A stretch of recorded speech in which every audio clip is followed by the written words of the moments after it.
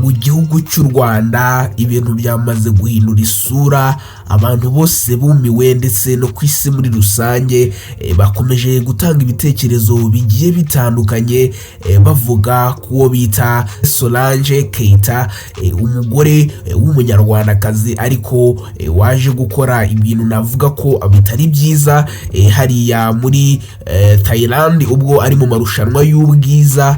Bimwe byakomeje kuvugwaho n'abatari bake bavuga ko yasebeje u Rwanda, abandi nabo bati ibi bibaye ikimenyetso kigaragaza ko tutazongera kubona na rimwe Miss Rwanda, kubera ko ibintu akoze bise bigaragaza ko nyine u Rwanda, ibintu bya Miss Rwanda nabwo leta nta kintu yakongera kubivugaho kubera ko bise bifatwa nk'ibintu byo gusebya u Rwanda. Urumva rero ni ibintu bitari byiza. Ngiye kukwereka rero uburyo uyu Tuyishime Solange Keita asebeje u Rwanda. Ngiye kukwereka ka video gatoya maze nawe wirebere wumirwe rwose, uribaza utse koko ni ibingibi twari twiteze. Ariko mbere yuko ngakwereka reka manze nkwibutse ko uyu Tuyishime Solange Keita ari umubyeyi w'abana 4 ndetse akaba afite imyaka 44.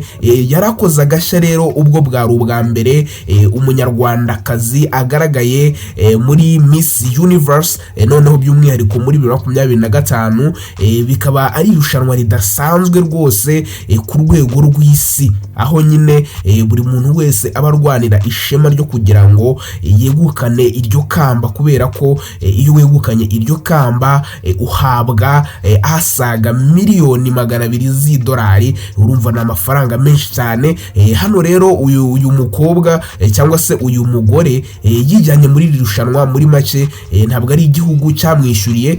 Kuba tabizi iri rushanwa rya Miss Universe kugira ngo umuntu ajyemo bisaba kugira ngo yiyishyurire ubwe ku giti cye, cyangwa se agire igihugu nyine yaba aricyo kimwishyurira, ariko we yari yishyuriye. Ari nabyo abantu bakomeje kugarukaho bavuga bati kuba yari yishyuriye se none nibyo byatuma asebya u Rwanda kuri uru rwego. Ibintu byakomeje kuvugwa bavuga ko bidakwiriye umwana w'umunyarwanda aho yaba ari hose.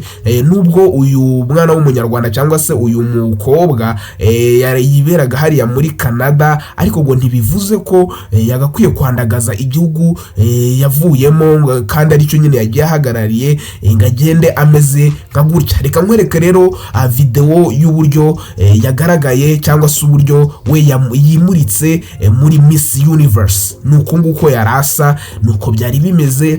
None abantu bakomeje kugaruka ku myambarire ye, baravuga bati ibi ngibi ntibyumvikana, ntitwumva uburyo umwana w'umunyarwanda yagakwiye kuba agaragara gutya imbere y'isi yose y'amahanga yose. Bati se uyu ni umuco nyarwanda ari kugaragaza.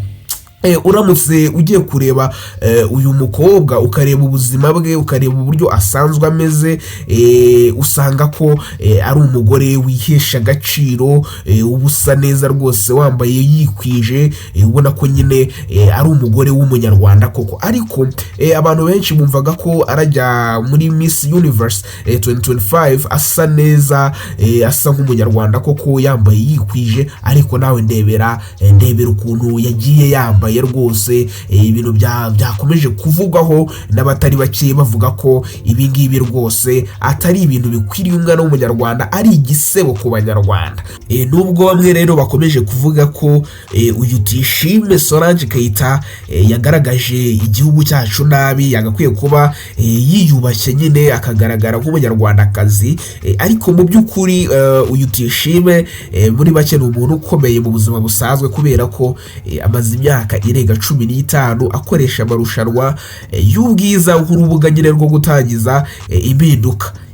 Atangaza ko binyuze mu bikorwa by'ubugiraneza yakoze babashije gukusanya ubwabo nyine amafaranga arenga miliyoni 3,400 z'amadolari, bigafasha abana n'abagore barenga miliyoni 2.3 ku isi hose. Urumva rero ni umuntu ukomeye, ni umuntu ugira umutima mwiza. Ariko kuri iyi nshuro abantu ntabwo bari kumvikana, kubera ko bari kugenda bavuga bati Miss Rwanda rwose turayikunda, ntabwo twakishimira kubona umunyarwanda ubwe ari we uri gutuma nyine tutabona ibyishimo, dore ko abantu bari guteganya ko Miss Rwanda ishobora kuza vuba. Ariko rero ngiyo hitambitsemo akantu nk'aka ngaka, leta ishobora kubireba ikavuga iti ariko se niba tugira umuntu nk'uyu akadusohokera ameze gutya, buriya abanyarwanda bo bimeze bite?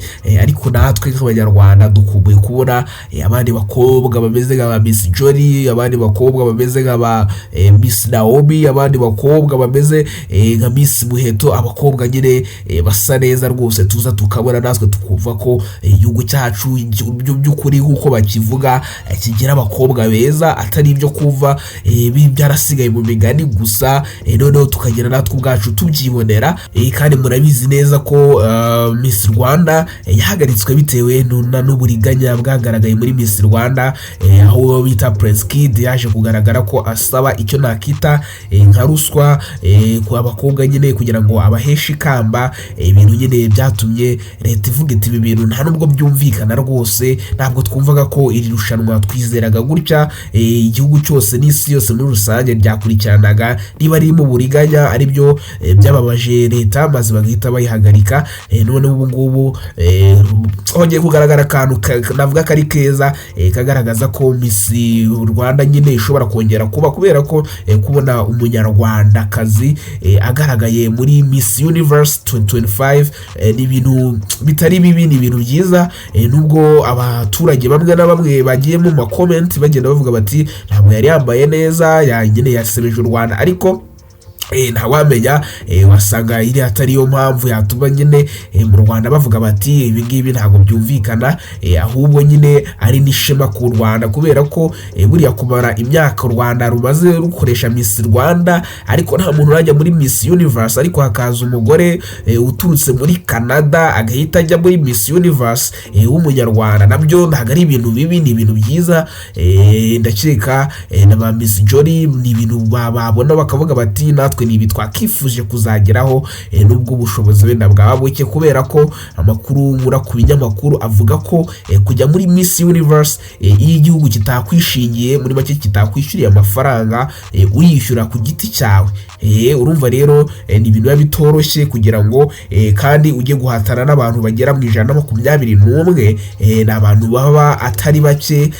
Urumva rero nabwo uyu mukobwa wacu tumubwire ngo amahirwe masa rwose, nakomeze akore ahatane, ariko nabwo yibuke kubahiriza nyine cyangwa se indangagaciro ndetse n'umuco nyarwanda abanyarwanda tugenderaho, kugira ngo ibintu byose bikomeze bigende neza, kubera ko aramutse akoze ibintu bitari byiza nabwo byakafekta cyangwa se byakangiriza urubyiruko rwacu rw'ahazaza, ndetse n'ubu ngubu nyine abari mu gihugu cy'u Rwanda ntabwo ari ibintu byaba ari byiza, kuko igihugu cy'u Rwanda ni igihugu kirwanira ishema ahariho hose.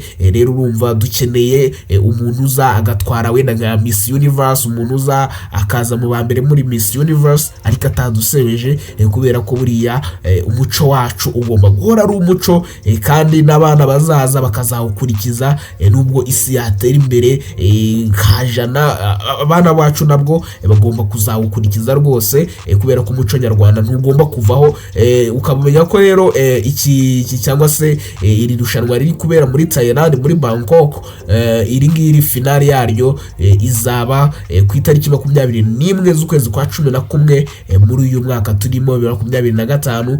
Ukibaza uti se uyu mukobwa wacu cyangwa se uyu waduhagarariye nk'u Rwanda bizarangira biti? Bizarangiye yegukanye irushanwa cyangwa se bizagenda bite? Nakubwira iki rero? Reka mubwire ngo reka dutegereze twese tuzarebe ibisubizo bizava muri Miss Universe 2025. hanyuma rero amahoro y'Imana akomeza abane nawe. Igihe mwari kumwe bagita Imbere, nahangaho bikuye ibi byose bahita kuri Mega TV Rwanda.